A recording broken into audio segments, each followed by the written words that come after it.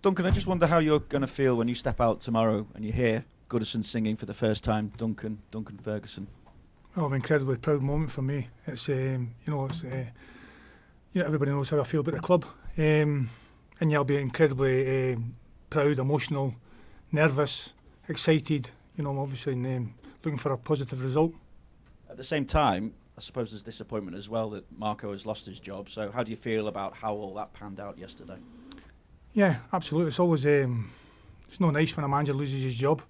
We all felt for him.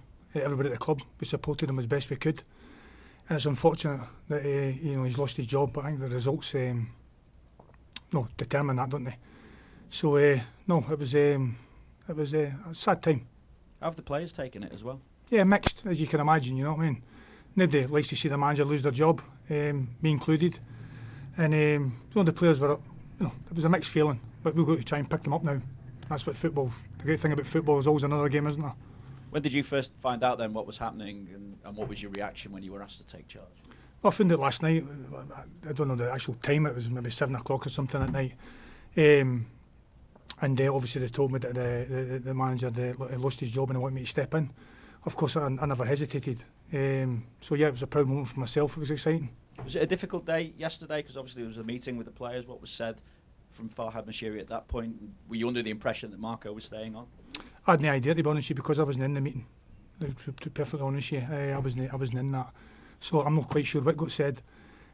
All got said to me is that I was stepping in, and that was it. When you look at what's happened at the club over the last few years, and obviously with the changes of managers, why do you think that the club hasn't been able to find that kind of consistency of performance that is going to see it challenging where the club wants to be? I'm not quite sure on that. I don't know how I could answer that really, to be honest. That's for other people to answer that, not myself. What then have you got to do to start changing this run of form around starting against Chelsea at the weekend? Yeah, obviously it's a difficult task because it's such a short period of time, but we've got to try and motivate the players and make sure that they know what's needed to play for this club.